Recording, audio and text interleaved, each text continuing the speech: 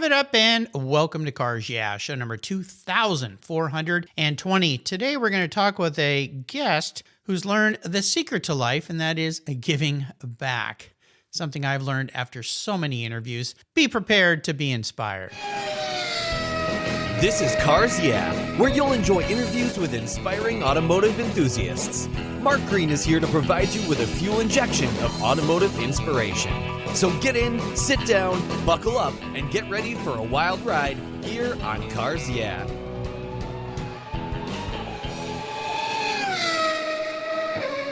Hello, inspiring automotive enthusiasts, and welcome to Cars Yeah. Today I'm in Dallas, Texas, where it's turned a little cool. The summer heat is finally gone with a very special guest by the name of Colin Weatherwax. Colin, welcome to Cars Yeah. Do you have it in gear, and are you ready to release the clutch?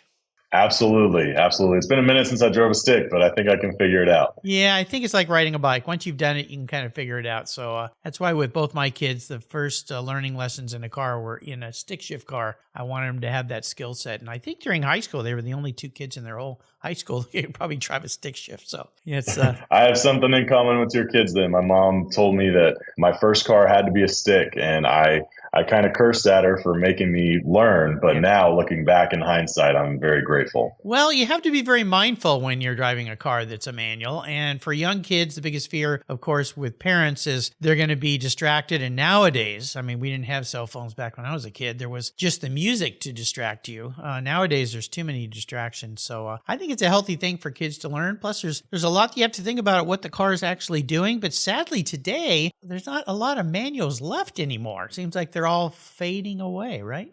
Yeah, unfortunately. But, one of the things is if you think about the distractions, right? So having a cell phone nowadays, if you have a stick shift, it's really difficult to be on your cell phone and be distracted. So it might be something that we look to go back towards. I would hope so. I think it's a great idea. So before I introduce you and get into what you're doing, which is a really wonderful cause, what's one little thing that people don't know about you, Colin? Oh, that's a great question. So I grew up in Dallas, born and raised, huge sports fan, really, really happy and proud to be a Rangers fan right now. Mavericks fan. Unfortunately, I'm a Vegas Raiders fan, so we're just going to kind of skip over that subject. Yeah, let's just go the other way. Yeah, but no, I love sports, love spending time with my family, and the main reason why I'm here and which we're about to jump into is helping out kids. Well, you do. Indeed, you do. You and your organization. I think it's spectacular. Let me give you a proper introduction and we'll dive into this and share some ideas on how our listeners can be a part of helping as well. Colin Weatherwax is the Chief Executive Officer at America Can Cars for Kids. It's a nonprofit charity organization operating nationally in all 50 states. They have been changing lives and helping children graduate since 1992. All vehicle donations help kids build a better future by providing them with the tools necessary to be successful. With over 10 years of experience in the nonprofit and auto auction industry, he brings an understanding of the fundamental functions of both operating a 501c3 nonprofit organization and navigating the used car world, all while making a change in youngsters' lives. We'll be learning a lot more about this in a moment, but first a word from our sponsors, so give them a little love, and we'll be right back. Buckle up.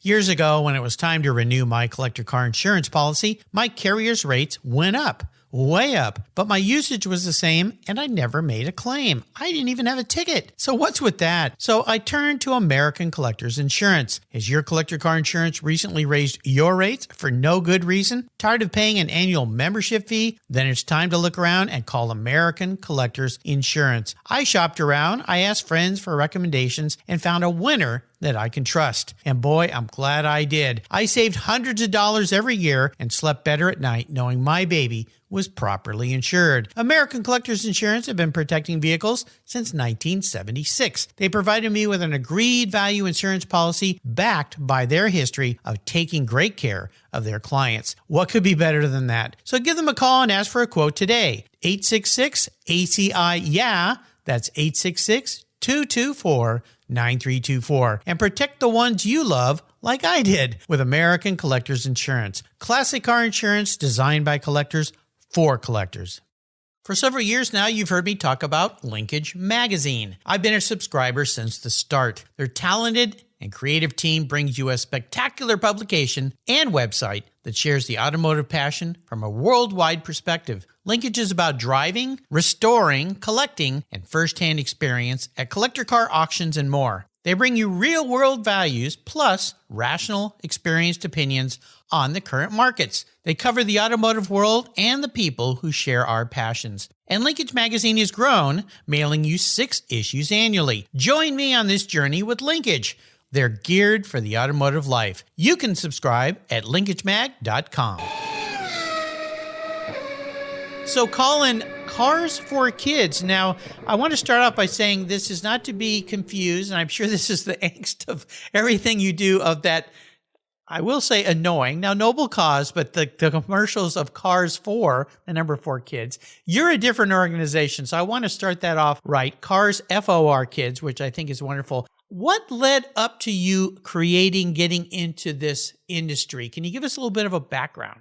Yeah, it's funny because one of the things I like to say is I kind of came into this industry by accident. I think a lot of people, that make it either to be a CEO or into the career that they love and are very passionate about can say probably the same thing. And so, as you mentioned, Cars for Kids, we spell it right, we do it right. It's CARSFORKIDS. I've been with the organization since I was 18.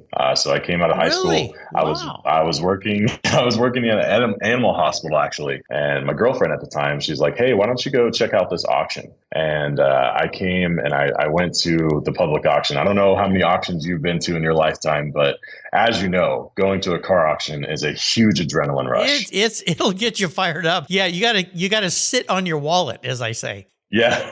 Well, luckily I was 18, so I didn't really have that big of a wallet. Yeah, that's another way to do it. It's very infectious whenever you walk into an auction and you see everything that's happening. And, it's a huge sensory overload. And it's really exciting. I was able to work in an auction that first week, and I started to work with the company then. And basically what I did is the vehicles that are donated to us, I was cleaning out those cars. I was taking pictures of those cars. I was kind of just running around the lot, just kind of doing inventory, right? And so from there, I was blessed to kind of ask questions and learn a lot about the organization. Moved into the call center where I was answering the phones for the donors. Then went to the title department, the consignment department, and eventually kind of worked in every department before I escalated to the CEO about 1.5 years ago. Wow. Well, it's fantastic. Most of the car auctions I've been to, in fact, all of them have been collector car auctions, which are very different than what we're talking about here. And I'll tell you something, I've always growing up, tried to get my daughter and my wife into cars. They're just not into it. My son, pretty much so. Not quite as crazy as I am. And I took them to Monterey Car Week, and I said, "Hey, we're going to go to an auction tonight." And they kind of rolled their eyes, and I said, "I think you might find this fun." I couldn't get them to leave.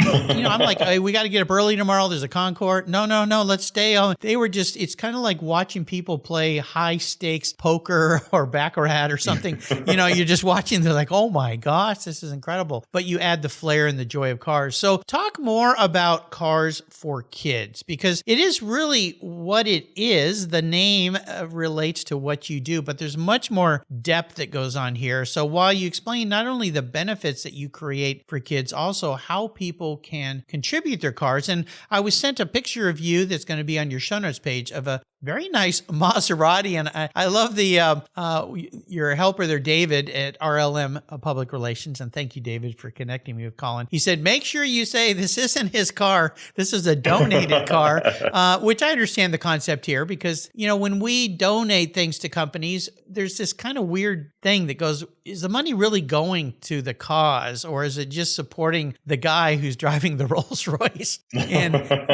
there's always that. So I'd love for you to talk more in depth about Cars for Kids, how you work, how the money is flowing into helping young people. It's a really awesome thing that you're doing.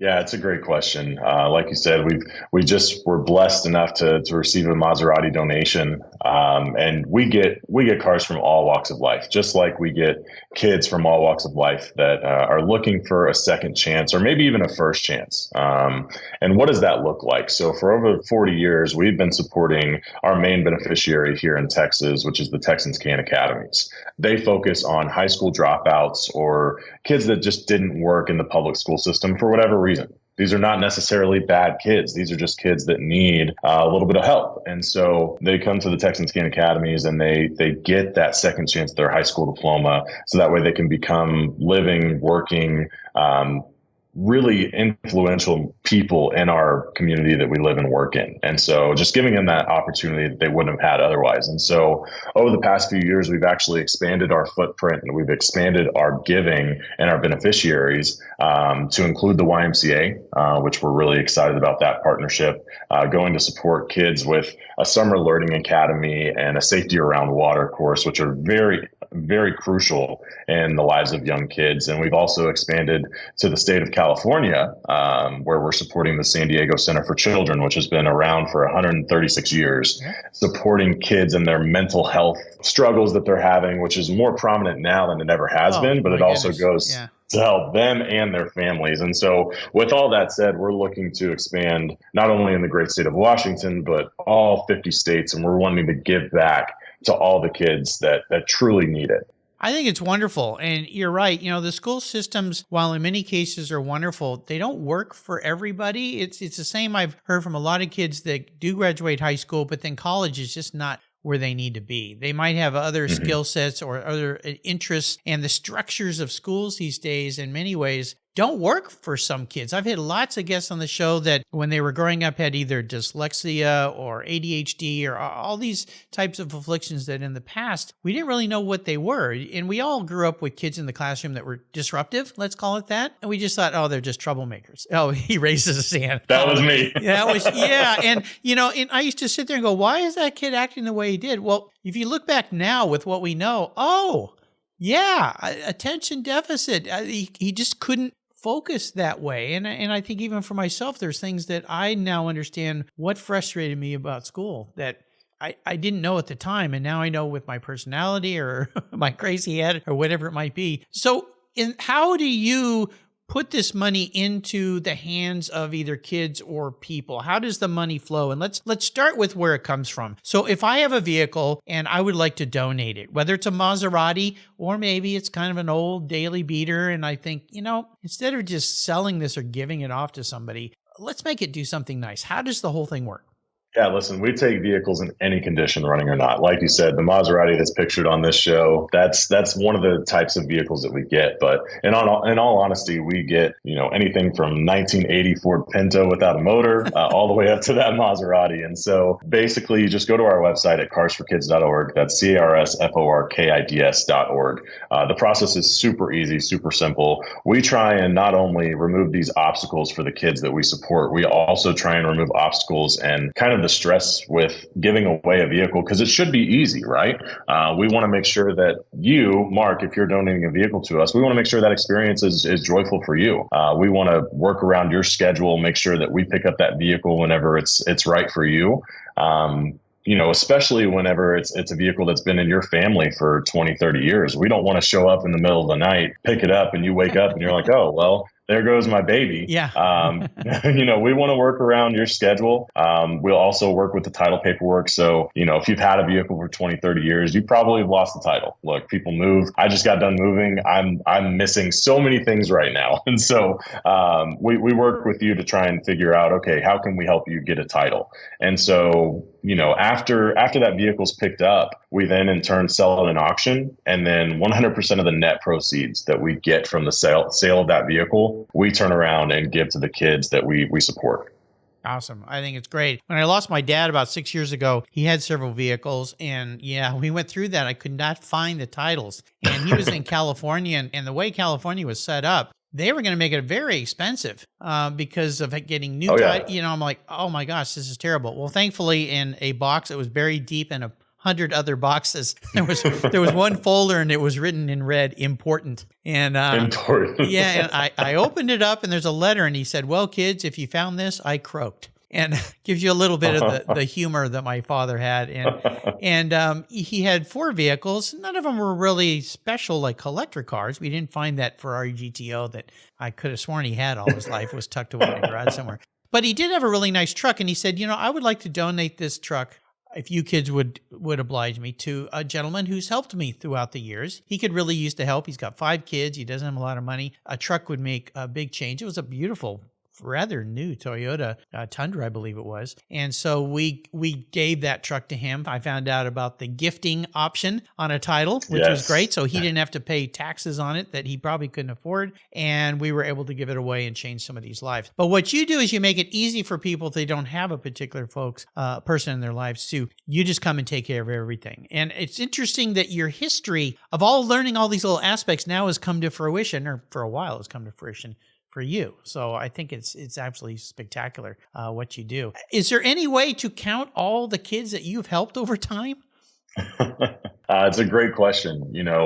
I've been blessed in my career here to be able to attend some of the high school graduations, to be able to attend some of the partner programs that we've supported, and see with my own eyes the kids that have been impacted by just vehicle donations. And, one of the things that we are very cognizant of is sharing those stories, because it's so impactful. It's so rewarding, especially from someone that's donating a vehicle. If they're donating a vehicle, they're not looking for money. They're not looking for recognition. They're looking to truly make a difference. And so how we show that difference is by sharing these experiences, right?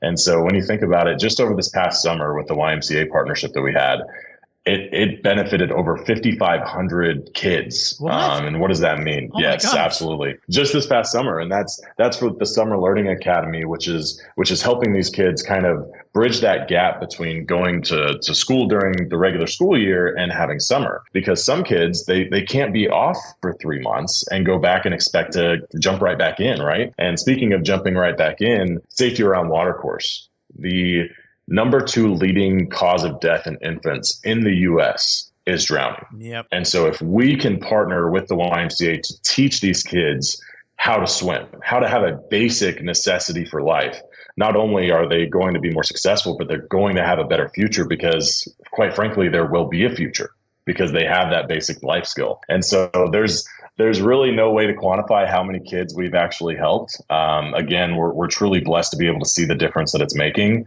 And we want to be able to show that to our donors whenever you donate a vehicle to us. I would assume also there is a benefit, a tax benefit perhaps, for people that donate cars. And many times when we donate, I hope most people aren't looking for some reason to donate that benefits them other than the gratifying feeling. However, there is a tax benefit, right? Absolutely. So whenever you donate a vehicle, the IRS allows you to claim what we sell that vehicle for. It's a really, really cool benefit. And, I'll be honest, there's hundreds of vehicle donation charities out there. And so what we try and do is we try and stray away from the pack. We try and show you that, hey, these are the kids that you're affecting, first of all, right? We also give you that full tax write-off, the 1098C tax form that we email to you. And then we also offer a $50 Visa gift card.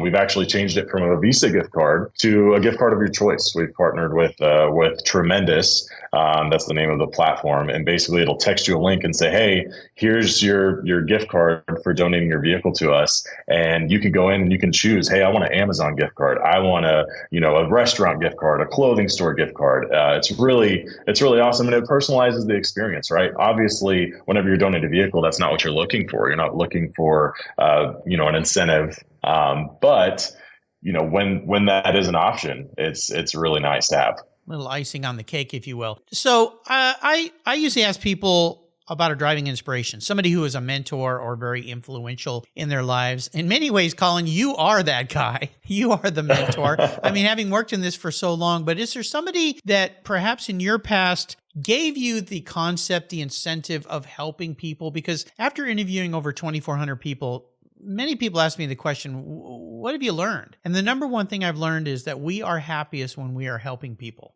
Whether you realize it or not, some people realize it very early in life because they grow up in a family that teaches the idea of giving. Many people don't learn until later in life, and I've had many guests who've told tremendous stories about that, life is not about me, it's about others, and that's how I can be happy. How has that worked for you as far as influential people? It's a great question, and I'll be honest with you. I've always had a servant's heart. I never knew that until I became an adult, because I thought that's just how everyone worked. And obviously, as I've matured, I see that that's not how the world works, unfortunately. But I've always been, about other people's happiness more than myself.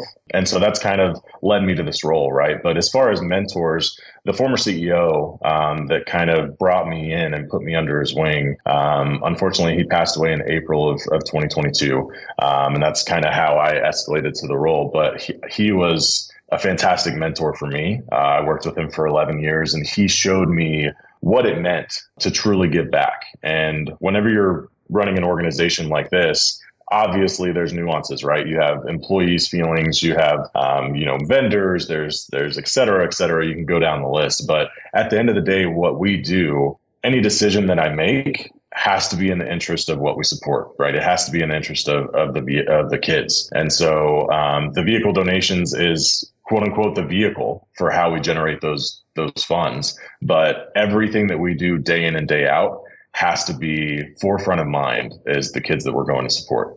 I love this. It goes back to something I learned a long time ago from Simon Sinek, discovering your why. And many times when I've helped other people or tried to be a mentor to other people who are struggling, I always ask them the question, when you started this, why did you start it? What's your focus? What's your main goal? And lots of times people start to wander away from that.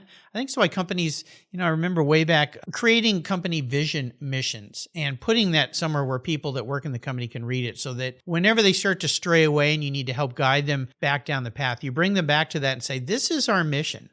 So helping young kids. So is what we're doing or what you're doing going to achieve that, or have you strayed off that course? I think that's a tremendous way to approach it. So discovering your why, for those of you who've heard me talk about Simon Sinek before, you know what I mean. But if you haven't followed him, you can find a great TED Talk with Simon, his book, and his teachings.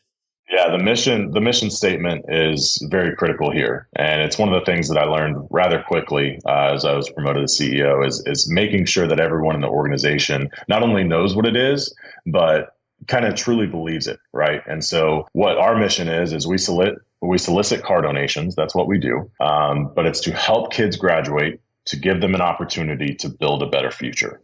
So everything that we do has to fall within those lines. And it's a truly powerful mission statement. We're really proud to say that that's what we're here for. And as long as we're doing everything in order to achieve that goal, we're doing something right.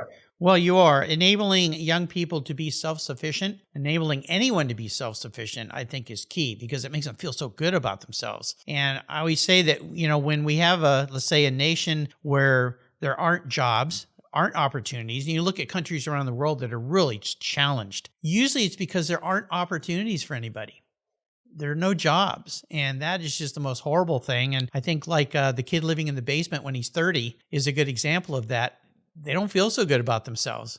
They may think life's easy, but I don't think they feel that good about themselves. So you enable people to feel good about themselves, right? Yes, absolutely. And, it is unfortunate that some of the kids, like you said, 30-year-old in the basement. But one of the things that we truly pride ourselves on is something that we kind of talked on earlier in the show is, kids come to us to get a second chance at their high school diploma, right? That high school diploma is so critical in order to get into a workforce, right? But just because they get that diploma doesn't mean they're going to go on to college. Doesn't mean that they're going to go on to the military. So what we try and do is we try and give them an avenue, give them something that could kind of get them in the door that otherwise they wouldn't have. And so one of the newest programs that we're supporting is these OSHA certifications, Microsoft Office certifications. They're giving these kids avenues to kind of build their career, right? Get their foot in the door at a company that, shows, hey, I'm certified in what you're looking for. And so it's truly that goes to make a difference in bettering their future. Well, that high school diploma is that mark that reminds you, I've done it.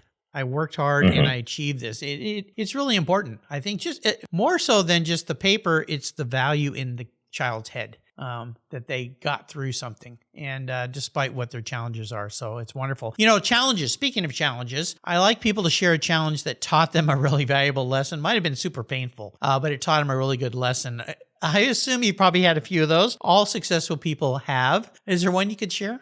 Yeah, absolutely. So probably about 3 or 4 years in working with the company, we were partnering with TitleMax, title loan company, and we had received a vehicle. And basically, the process was we get the car. The TitleMax tells us when we can sell it, or if the owner is going to come pick it up, right? And so I was running late for work that morning. I got a phone call from the office saying, "Hey, this guy's here to pick up their car." And I was like, "Oh, does he have proof that he paid it off?" And they're like, "No." I was like, "Okay, send him back to the store. He can come back with proof," right?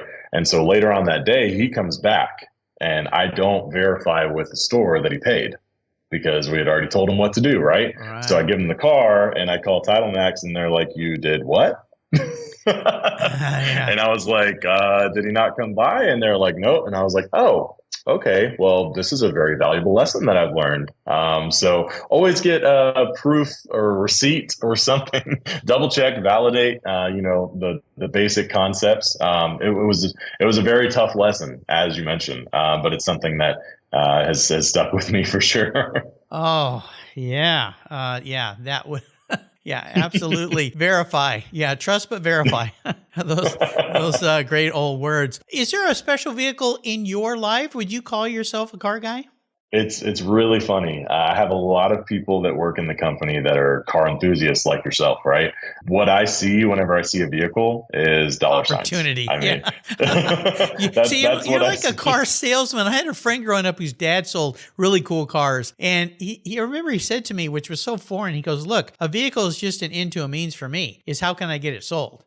And I'm like, well, right. A vehicle is just how can I get it in my garage? Right.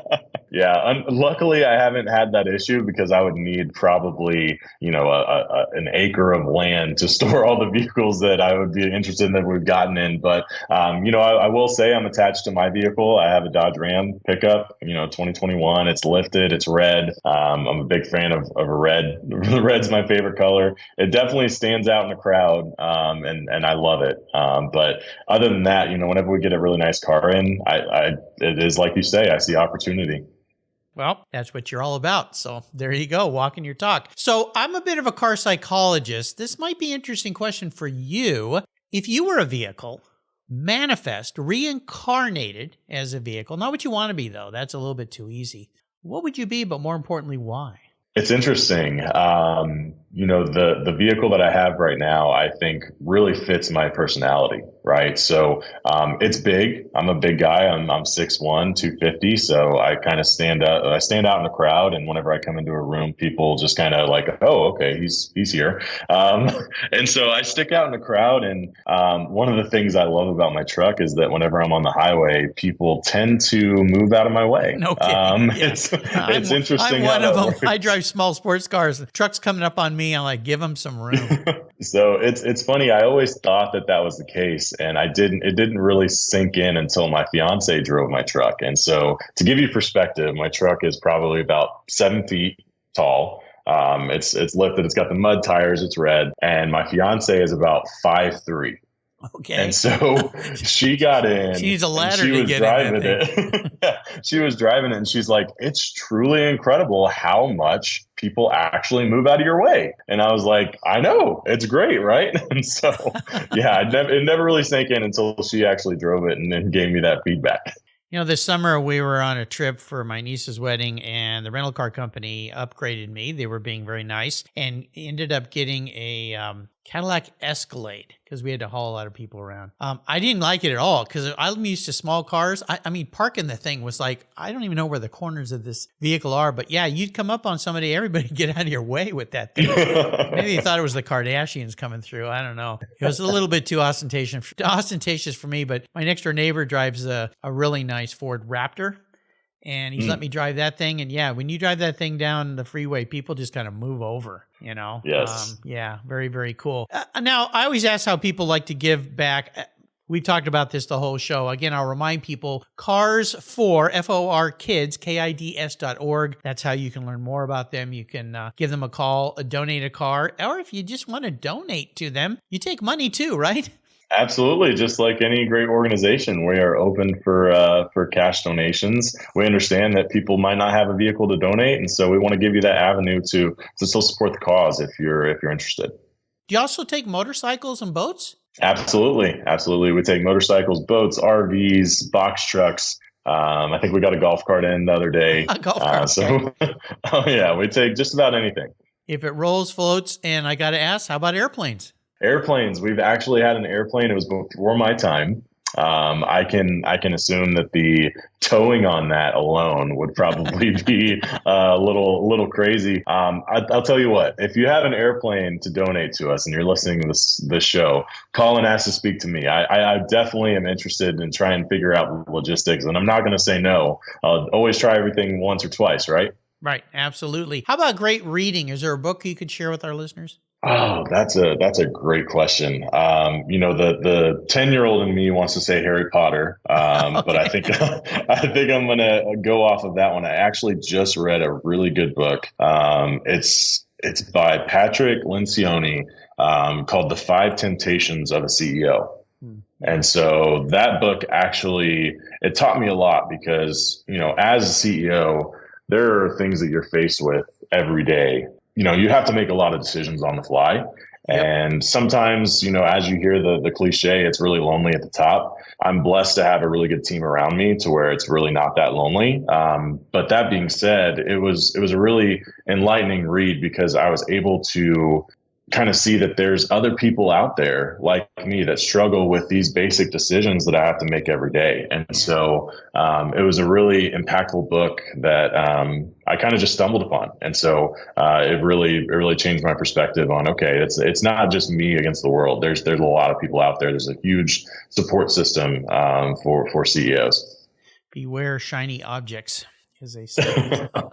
There you go. Yeah, nothing's easy. How about the ultimate drive, which is something I like to enable people to do? I'm going to put you in any car. This is a car that, let's change it up a little bit. You can go and have fun with. You can take anybody with you, including somebody from the past that's no longer with us, which would be interesting. And you can be driving anywhere. But I'm going to add this to you. At the end, you can donate the car, raise some money, sell it, and put it towards your cause. So that could change your opinion because it's all about raising money. So I have a feeling I'm going to be parking an expensive car in your driveway today. This is a great exercise. So my fiance actually has a Mazda Miata, 2009. She had it through college and through her grad school. And I actually, for her birthday, which was last month, I had it fixed up. I'd been sitting in her garage for a little bit. And so we were able to take that for a joyride a couple of weeks ago for her birthday. And so I would say that vehicle, a stick shift, little car. Whenever I first started driving, I had a little truck, and then I had one of those little Honda CRZ hybrids. It's a lot of fun to zip around in. And so I would say me and my fiance in a Mazda Miata, driving the coastline either in Pacific Northwest where you're at, or the coastline from LA to Santa Monica. And then once we're done with that joyride, we'll give Cars for Kids a call and say, hey, this is the vehicle that's next in line to be donated. Nice thought. I love it. Great. So you've taken us on a wonderful ride today, and the cause and what you're doing, I'm so happy that we were able to connect. Again, I want to do a shout out thank you to David Berizin at RLM Public Relations there in New York City for putting us together. So David, thank you for bringing a great cause to Cars Yes, so my listeners can think about this and think about another alternative. If they have a car they want to get rid of, there's a great way to help people versus the hassles of selling a car. You guys make it super, super easy. Before I let you go, though, could you leave us with some parting words of wisdom or inspiration? Oh, wisdom. That's a big ask. This whole show you hadn't asked me for you're way too humble. No, I mean, so for me, like I said, whenever I was 18, I came here working, just cleaning out cars. And one of the things that, to this day, I don't take for granted is everyone that works within the company. I truly believe that everyone that works here is here for the greater good. And I would not ask anybody that works for me to do something that I wouldn't be willing to do myself. And that's to this day. So if I need to go sweep, if I need to go mop, if I need to answer the phone and take a donation, I'm happy to do it, because I know that regardless of if I'm on a podcast with you, Mark, or if I'm taking a donation, the end goal is trying to get that donation and trying to help these kids, right? And so the last parting thing that I want to leave it with is our motto, our trademark. It's right off the car, not the kid. Ah, I love it. That's awesome. Again, this is Cars for Kids, CARSFOR. KIDS.org. Check them out. It is the holiday season. End of the year is coming up pretty quick. We're already in November. What happened to 2023? This is pretty frightening, but end of the year, you got tax considerations to think about. So there's another opportunity for you. So check them out. Cars for Kids. Colin, thank you for being so generous today with not only what you do, but with your time to share it with the Cars Yeah audience. Until you and I talk again, I'll see you down the road. Thank you, Mark. You're welcome. If you're listening to this program, there's a pretty good chance you believe what I believe, that the collector vehicles we love are more than just a means of getting from one place to the other. They're a part of our culture, our identity, and as a people, they bring us together at vintage races, classic car auctions, and 1,000-mile rallies. That's why I support the RPM Foundation, which exists to ensure that the critical skills necessary to preserve and restore these important vehicles aren't lost to time. RPM stands for Restoration, Preservation, and Mentorship, and their goal is to inspire the next generation of vehicle restoration professionals through its outreach programs. And they include Shop Hop, Off to the Races, the RPM Future Class, and many others. These programs engage talented young people across the country and connect them with mentors and a variety of opportunities in the industry. For more information on how the RPM Foundation is driving the future of collector vehicles skill trade, visit rpm.foundation today. Thank you so much for joining us on today's ride here at Cars Yeah. Drive on over to carsyeah.com to find show notes and inspiring automotive fun. Download your free copy of Filler Up, a fun book filled with gorgeous photographs of fuel filler fun, including quotes from more inspiring automotive enthusiasts. Download your copy today, and we'll see you next time on Cars Yeah.